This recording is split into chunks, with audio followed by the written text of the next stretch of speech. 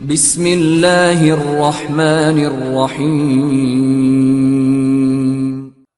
آج سے 100 سال پہلے جو آپ کی نسلوں کا لباس تھا وہ آج نہیں ہے کہ آج جو مولانا حضرات لباس پہنتے ہیں نا ابا قبا، 100 سال پہلے خراسان میں سب لوگ یہی لباس پہنتے تھے۔ آج یہ مختص ہو گیا کس کا؟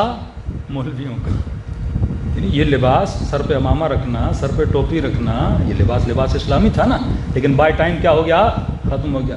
بہترین لباس خدا نے پاکستانی قوم کو دیا، لیکن ہم سارے پینٹ شرٹ کی طرف فوراً چلے جاتے ہیں۔ آپ کے لباس میں یعنی پہچان آپ کی اپنی ہونی چاہیے۔ آپ شعائر اسلامی کو کیا کریں؟ بلند کریں۔ آج میری مائیں بہنیں غور سے سنیں، خدا را ایسے لباس نہ پہنا کریں جس سے امام زمانہ ناراض ہو۔ یہ زمانہ تبرج کا، کوئی نہیں بچا، اس تبرج سے مولوی تک نہیں بچے۔ یہ زمانہ دکھاوے کا زمانہ ہے، یہ زمانہ ظاہر پرستی کا زمانہ ہے۔ کبھی بھی ایسے رنگ برنگی لباس جس کے ذریعے لوگوں کو اٹریکٹ کیا جائے۔ ہاں، حجاب اسلامی کلائیوں تک، ٹخنوں سے نیچے شلوار ہونی چاہیے، لیکن میں نے کئی جگہوں پہ دیکھا یہ بھی ایک ویسٹرن مائنڈ سیٹ ہے کہ سر پہ دوپٹہ ہے لیکن نیچے سے تنگ لباس پہنا ہوا ہے، کیونکہ ہم نے آج تک فلسفہ حجاب کو نہیں سمجھا۔ فلسفہ حجاب یہ کہ آدمی کھلا لباس پہنے جس سے اس کے بدن کا سائز کسی کو پتہ نہ لگے۔ یہ وہ لباس ہے جو لباس زینبی ہے۔ نازک لباس نہ ہو جس سے بدن نظر آئے۔ میک اپ کرنا خواتین کے لیے کسی بھی مجتہد و مرجع سے پوچھیں حرام ہے۔ نامحرم کے سامنے ہلکے سے ہلکا میک اپ کر کے بھی جائے تو یہ حرام ہے۔ مجلس حسین میں میک اپ کر کے آئے، پورے روڈ پہ جب آ رہی اللہ کی لعنت اٹھاتے ہوئے مجلس تک بندہ آتا ہے۔ کوئی ایک مجتہد دکھا دے جس نے اجازت دی ہو۔ تمام مراجع فرماتے ہیں میک اپ کرنا نامحرم۔ کیوں میک اپ انسان کرتا ہے؟ تاکہ میں زیادہ خوبصورت دکھوں۔ کیوں دکھوں؟ کسے دکھاؤں؟ سامنے نامحرم لوگ ہیں تو میک اپ کرنے کی اجازت صرف اپنے شوہر کے سامنے ہے، کسی غیر کے سامنے نہیں ہے۔ یہ کام ہماری بچیوں کو پتہ نہیں ہے، اور افسوس ایک بچی نے کہا مولانا آپ ہمیں کہہ رہے ہیں، یہ جو آج کل ممبر پہ خطیبائیں آ رہی ہیں، جن کے یوٹیوب پہ مجلسیں آ رہی ہیں، تو یہی تو سر پیٹنا ہے نا کہ دین پڑھ کے لیکن ممبر پہ بندہ بے دینی پھیلائے، یہ خود عذاب خدا خرید رہی ہیں۔ ایسے ذاکرین کے لیے علماء فرماتے ہیں قیامت میں اشد عذاب ہے، جنہوں نے دین کو مذاق بنایا، جنہوں نے شریعت کو مذاق بنایا، اور واقعاً یہ ہو چکا ہے۔ ایسے لوگوں کو ممبر پہ لانا، ایسی خطیباؤں کو ممبر پہ لانا جو فقہ اور شریعت کی خلاف ورزی کریں۔ اگر خواتین میں ہے تو کوئی مسئلہ نہیں ہے، میک اپ بھی کیا ہوا ہے تو کوئی مسئلہ نہیں ہے، لیکن اگر ان کی ویڈیو بن رہی ہے، یوٹیوب پہ جا رہی ہے، نیچے میں کمنٹس پڑھتا ہوں کہ کمنٹس 5 عورتوں کے کمنٹس ہوتے ہیں، 200 مردوں کے کمنٹس ہوتے ہیں۔ کیا یہ آنکھوں کی اندھی ہیں؟ یہ نہیں دیکھ رہی کہ ہماری ویڈیوز جب وہاں پہ جاتی ہیں، جب آپ مجلس پڑھتے ہو، آپ ہلتے ہو، آپ ہنستے ہو، آپ مختلف ادائیں اس مجلس میں دکھاتے ہو، یہ ساری ادائیں مرد دیکھ رہے ہیں، اور نیچے سارے کمنٹس مردوں کے ہیں۔ کتنے مرد ہیں جو مجلس حسین کے ذریعے کیا کر رہے ہیں؟ گناہ کر رہے ہیں۔ کسی مرد کو اجازت نہیں ہے کسی خاتون کی آواز کو بھی سنیں۔ کیوں حرام ہے اسلام میں؟ نوحہ پڑھنا کسی خاتون کے لیے، اکیلی اگر پڑھتی ہے تو حرام ہے۔ پھر یہ کیا کرتی ہیں؟ 4-5 کھڑی ہو جاتی ہیں کہ اب حرام سے ہم بچنا چاہتی ہیں۔ ریزن کیا ہے؟ شہرت۔ ریزن کیا ہے؟ لوگوں کے زیادہ سے زیادہ لائک ملیں۔ ریزن کیا ہے؟ ہمیں زیادہ سبسکرپشن ملے۔ ریزن کیا ہے؟ ہم مشہور ہو جائیں۔ یعنی شہرت کے لیے دین کو تباہ کیا جا رہا ہے، شہرت کے لیے اپنے امام زمانہ کو ناراض کیا جا رہا ہے۔ یہ سمپل سی چیزیں ہیں۔ اب پورے عراق گھومیں، ایران گھومیں، پورے عراق میں مجھے ایک یوٹیوب پہ دیکھیں کوئی عراقی خطیبہ ہو جس کی ویڈیو ہو، کوئی ایرانی خطیبہ ہو جس کی ویڈیو ہو، کوئی لبنانی خطیبہ ہو جس کی ویڈیو ہو، کیونکہ وہاں انہوں نے دین کو سمجھا ہے اور صحیح طریقے سے دین پہنچا بھی رہے ہیں۔ لیکن یہاں ممبر پر بیٹھ کر دین اسلام کی کیا کی جا رہی ہے؟ مخالفت کی جا رہی ہے۔ آیت اللہ العظمی نراقی ماؤں بہنوں کے لیے واقعہ سنا رہا ہوں۔ بہت بڑے عالم دین، 100 سال سے زیادہ ان کی ایج تھی، 100 سال سے زیادہ۔ آغا بہجت ان سے ملنے جاتے تھے، آغا طباطبائی صاحب مکاشفہ تھے، بہت نیک اور بہت عارف عالم دین تھے۔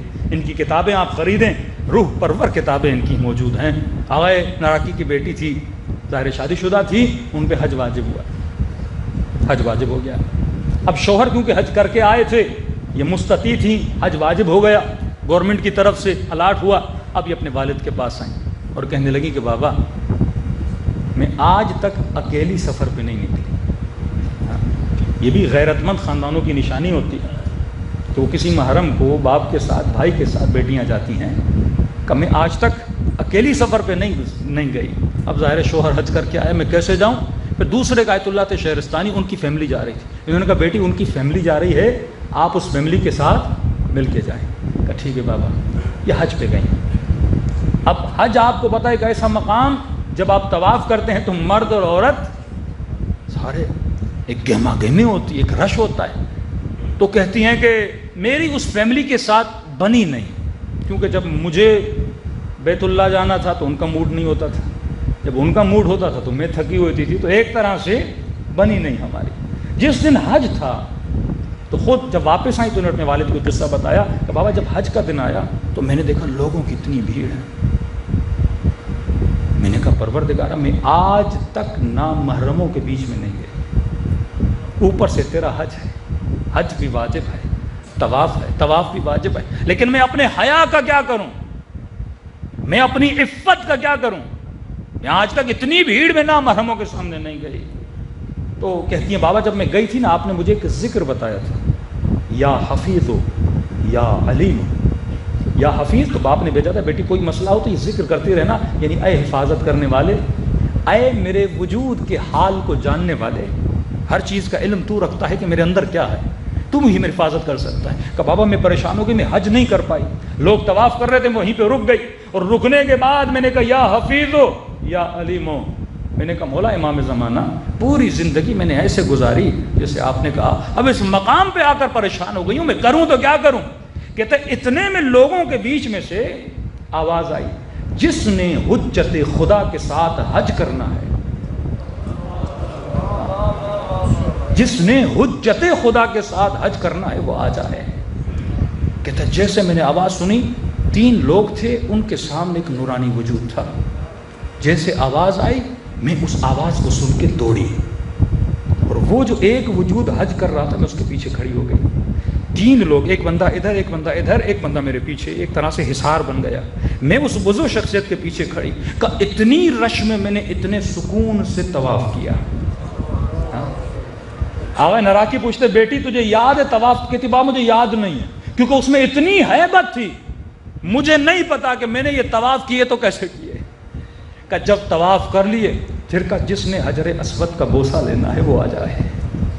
کہتی وہ بھیڑ ہٹ گئی، میں نے حجر اسود کا بوسہ لیا، پھر جہاں پہ کھڑی تھی واپس آ کر وہیں پہ کھڑی ہو گئی. جب ہوش میں آئی تو میرے امام میری نگاہوں کے سامنے اوجھل ہو چکے تھے. یا غیر نراکی کا بیٹا سنا رہا، جو انسان اپنے دین کی اتنی حفاظت کرتا ہے پھر اس کی حفاظت کا ذمہ ولی خدا کی ذمہ داری ہے. صلوات پڑھے محمد و آل محمد.